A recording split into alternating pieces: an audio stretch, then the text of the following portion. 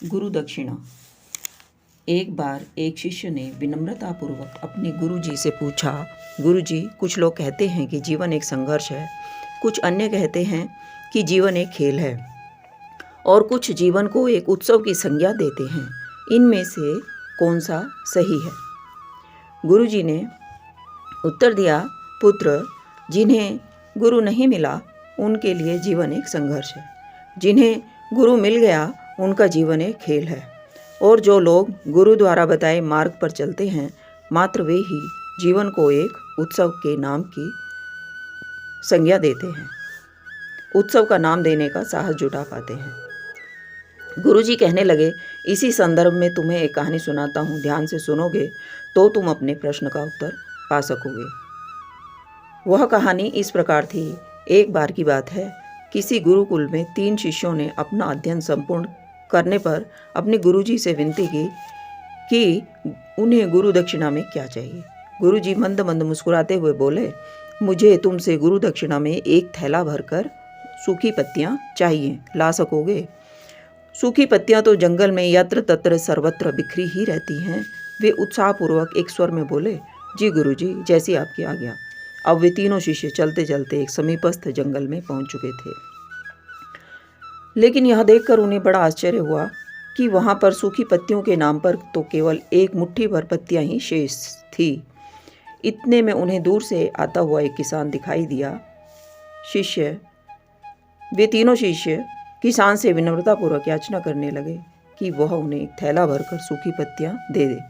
अब उस किसान ने भी क्षमा याचना करते हुए कहा कि वह उनकी मदद नहीं कर सकता, क्योंकि उसने सूखी पत्तियों का उपयोग तो पहले ही ईंधन के रूप में कर लिया था। अब वे तीनों शिष्य पास के ही गांव में इसी आशा से आगे बढ़ने लगे कि हो सकता है वहां गांव में कोई उनकी सहायता कर सके। वहां पहुंचकर एक व्यापारी से उन्होंने सूखी पत्तियों की याचना की। वहां भी उन शिष्यों को निराशा ही हाथ लगी, क्योंकि उस व्यापारी ने भी सूखी पत्तियों के दोने बनाकर बेच दिए थे। लेकिन व्यापारी ने उदारता दिखाते हुए उन्हें एक बूढ़ी माँ का पता बताया, जो पास ही के गांव में रहती थी, जो सूखी पत्तियां एकत्रित किया करती थी।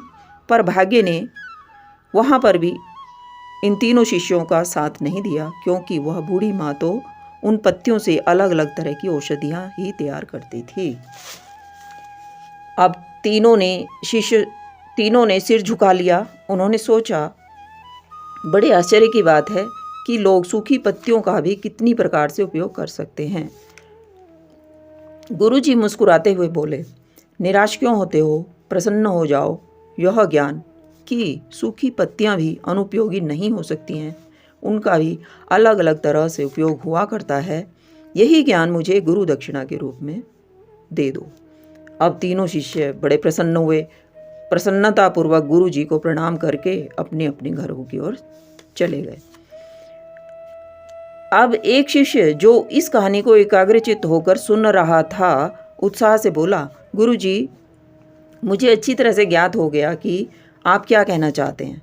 आपका संकेत वस्तुतः इसी ओर है कि जब सर्वत्र बिखरी हुई पत्तियों का उपयोग अनेक प्रकार से हो सकता है, वे निरर्थक और बेकार नहीं होती हैं, तो फिर हम कैसे किसी भी वस्तु या व्यक्ति को महत्वहीन या बेकार समझकर उसका तिरस्कार कर सकते हैं।